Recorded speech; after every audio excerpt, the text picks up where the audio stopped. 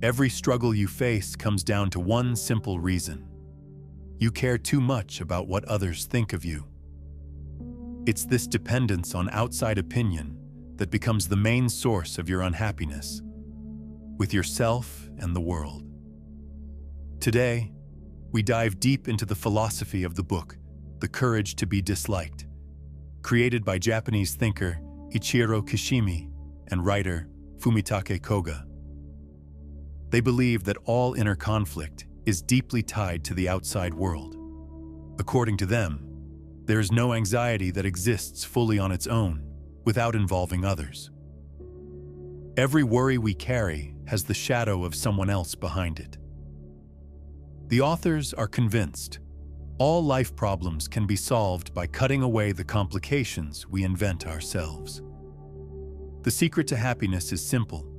You just need the courage not to fear rejection. Freedom, they say, begins where the fear of being disliked ends. A lack of confidence is not weakness of character, it's lack of bravery. And the courage to be happy comes only with the readiness to be disliked. When you find this strength inside, your relationships become easier, more open, and more free. In this audiobook, we'll explore the key ideas of this work. Why chasing approval leads nowhere, how psychology explains our pull toward misery, and what the authors suggest we do to find true joy. Kishimi and Koga build their philosophy on the belief that every person, no matter their past, can become happy.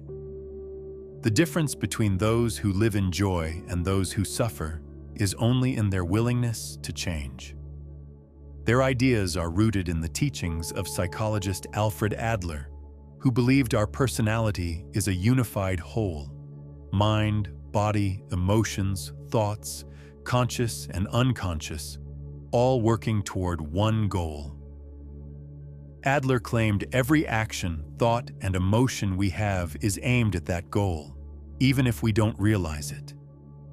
Your desires shape not only your mood, but who you are. Kishimi and Koga take this further. They say Adler didn't view people through the lens of inborn traits, but through the lifestyle they choose.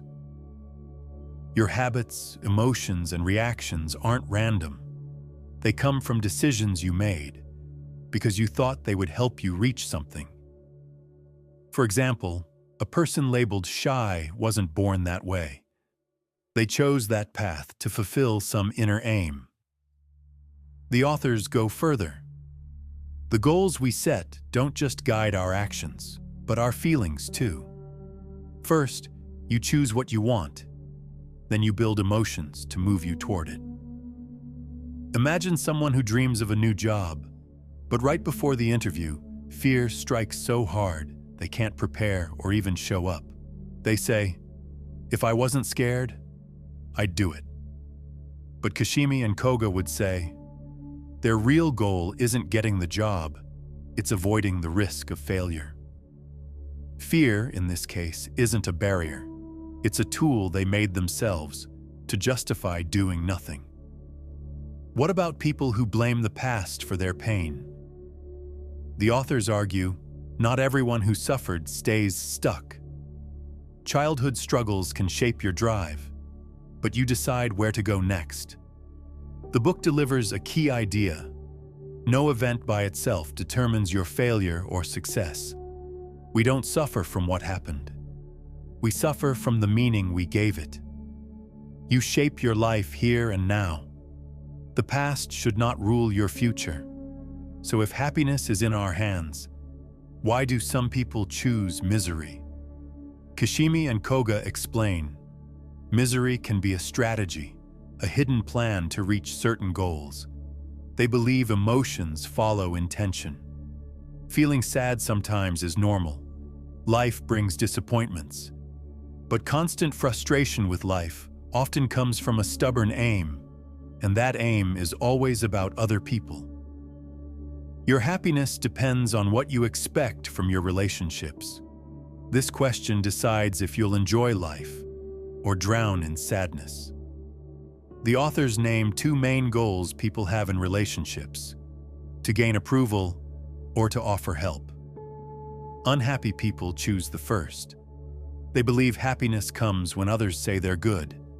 Praise from parents, co-workers, society.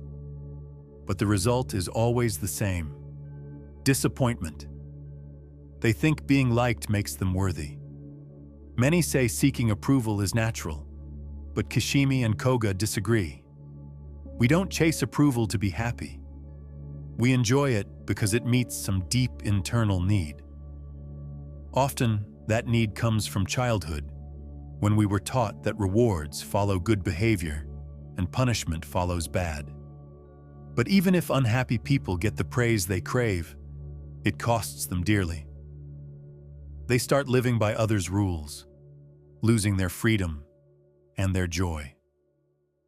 The authors write, "If you live trying to guess how others feel, afraid of their judgment, trying to please everyone, yes, you might learn how to do it. But it won't be a free life. Why do you choose this path?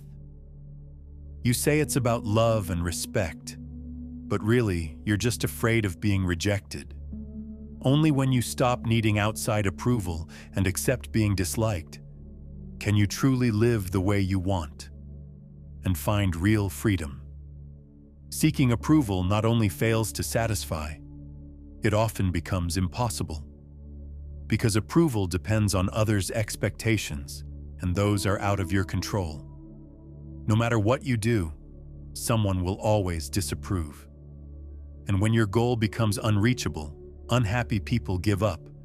But instead of letting go, they create negative emotions: fear, shame, self-hate, to justify backing away. But as Kishimi and Koga say, even when they stop trying, they're still trapped by the same goal. They haven't let it go. They've grown even more attached to it, which makes them suffer more. The second step they take is convincing themselves they have a flaw that makes them unlovable. It becomes a comfortable excuse. They don't accept me because something's wrong with me. It helps them avoid the risk of rejection, but traps them in hopelessness. This mindset also ruins their relationships. Unhappy people see life as a contest. When someone else is praised, they feel like losers. Other people's success raises the bar, making their own recognition harder to earn. Life becomes a game of winners and losers, where they fear others' victories and cheer their failures, instead of supporting them. The alternative Kishimi and Koga offer is simple: focus on being helpful to others. Happy people find joy in being useful. To them, happiness isn't sacrifice. It's what they do for themselves, believing their presence matters. They choose what it means to be helpful. And if their actions don't bring that feeling, everything else feels like a waste. The authors stress, when you truly feel you help others, you don't need their approval. You already know you matter. You stop waiting for someone to confirm it. Helping, for happy people, is not a duty. It's a source of deep joy. And though it may sound selfish, Kishimi and Koga say that's okay. If your goal is to make yourself happy and helping others brings you joy, that's the perfect path. They go even further. Anyone can be happy, just by realizing their existence already brings light to someone. People are drawn to each other by nature, and your presence already matters.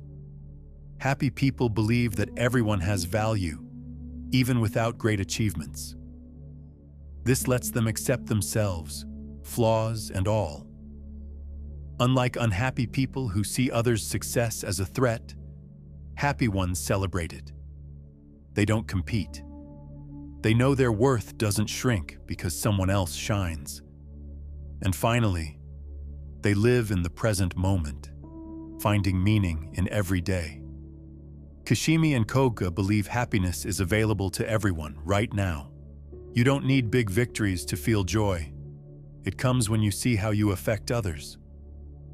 This doesn't mean giving up your dreams. but it does mean enjoying the road to them. The core lesson of this book? Someone will always disapprove of you, and that's okay. To be happy, you must accept that and live your life the way you believe is right, without fear of being judged.